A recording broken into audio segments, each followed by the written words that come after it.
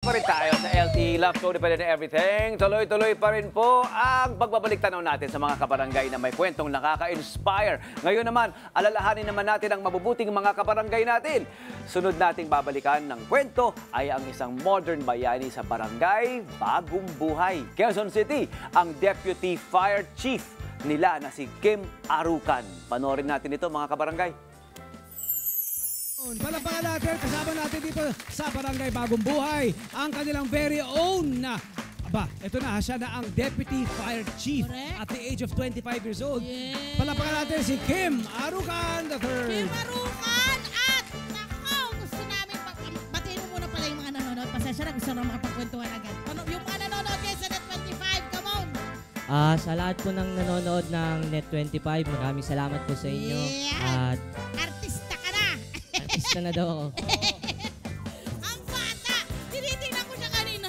Parang hindi ka naman 25. Parang high school lang Ganyan ito. talaga kami, mga 25-year-old. Huwag ka nang makisali. Hindi nga sinabi ko lang hanggang dito lang. Hanggang dito lang ito. Hanggang sa'yo lang. Hanggang sa'yo lang. Nako, friend, ang galing nito. Oo, hangang-hanga kami. Ikwento naman sa amin ang iyong, anong ba ang kwentong kabarangay natin, Kuya Kim? Ano ba ang iyong pinagmulan? Journey mo, paano ka nag-start? Nagsimula po ako noon na bilang isang tambay lang po na makulit po, sakit sa ulo ng mga magulang. Okay. Lahat ng mismong barangay po natin. Gusto ko lang batukan, ganyan. Pero ba't yun? Huwag niyong babatukan. Madalas po na babarangay, napapaaway. Oy. Hanggang sa hinikayat po ako ng isang kagawad po na sumali sa isang fire volunteer para daw po imbis na maging sakit ng ulo is maging productive po na membro ng isang community. Correct. Ilang taong ka nun? Ilang taong ka nun? Umidad po ako na ng 16 years old po. 16? Galing. At 16. Ha? Dinisiplina ng mga at sumunod. No. Opo, sumunod Yun ang po. kagandahan doon. Marunong siyang sumunod. Bakit mo na isipan na, na nga, baguhin ko na nga. Kasi minsan, di ba, ang mga bata talaga ang hirap pasunurin. Sa totoo lang, kasi ipagpipilitan na. Sino ang naging magandang impluensya mo para magbago? Oh. Para talikuran yan, yung dati mong buhay? Siguro po yung father ko po. Yun naman ang kagandahan. Nung sumali po kasi ako is namatay po siya bago po ako sumali. So, ayun po, parang naging eye-opening po siya. Opener sa'yo na ano, Yes, no? Parang mali na ako, kailangan ko nang gawin yung itama po yung Oo. mga At sumali ka bilang fire volunteer? Yes Yun na po. yun. Agad-agad, fire volunteer agad. Opo. Nag-training ka. Opo, Gaano nag-under. katagal ang training mo? Anong mga ginawa mo sa training mo na sa tingin mo nakatulong din sa yung karakter? Ito po yung mga EMS po. O Anong yung EMS? Emergency Medical Services po Okay, natin. ano pa? Massage therapist. CPR, no? Yes po, CPR po. Oh. Ayun din po yung basic firefighting po natin. O, para po Correct. apulayin yung apoy. Pati TOT, di ba? Yung training of trainers, sinalihan mo rin yun. Yes po. Oo. Bali, nagtuturo din po ako sa mga kalapit na barangay, eskwelahan, sa mga street po natin ng mga basic po na knowledge.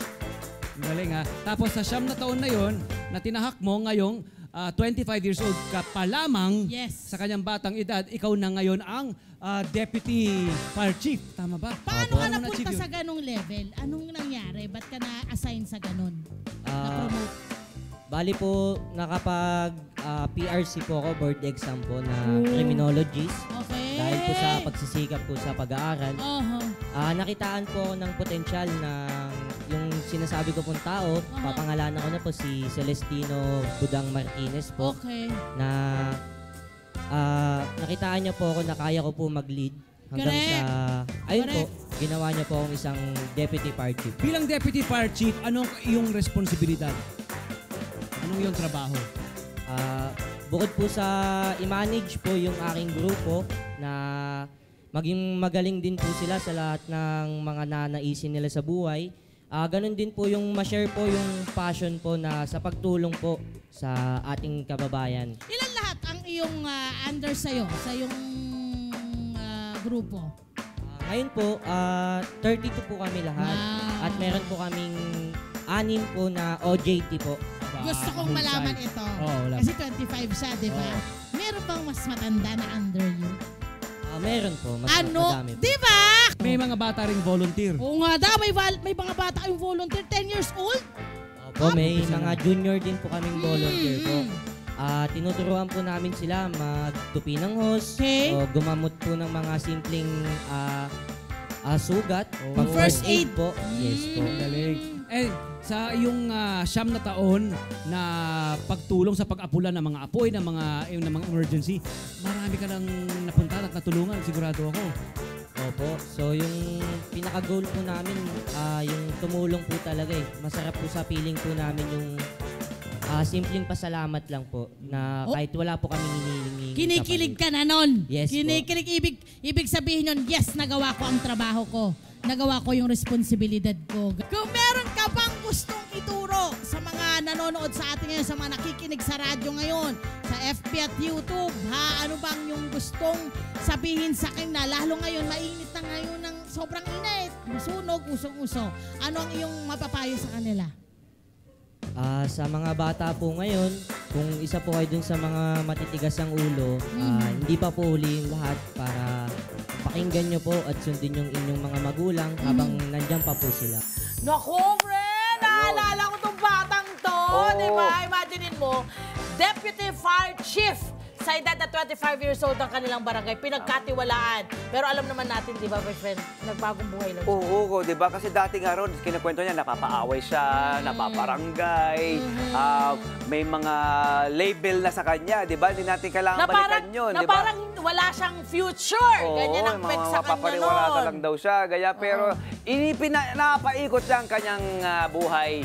At yun nga, hanggang hinikayat nga siya ng isang kaibigan Kailangan lang talaga may isa, no? Na maniwala sa kanya. Hinikayat siya maging fire volunteer. Tapos nakatulong na nga siya bigla, di ba, sa kanyang kabarangay, sa kanyang community. At pati siya na rin natulungan. At nito. naging disiplinado. Oo, Siyempre, at nagkaroon na siya ngayon ng idea na ang laki pala ng role na kailangan niyang gawin. Hi! Sa mga naman, mga Kanet 25. This is Love and New Verbo. For more love, Tunipet, and Everything updates, just click the subscribe button and follow us on our Net25 social media pages at Net25 TV and Net25 Entertainment Facebook. See ya. I love ya.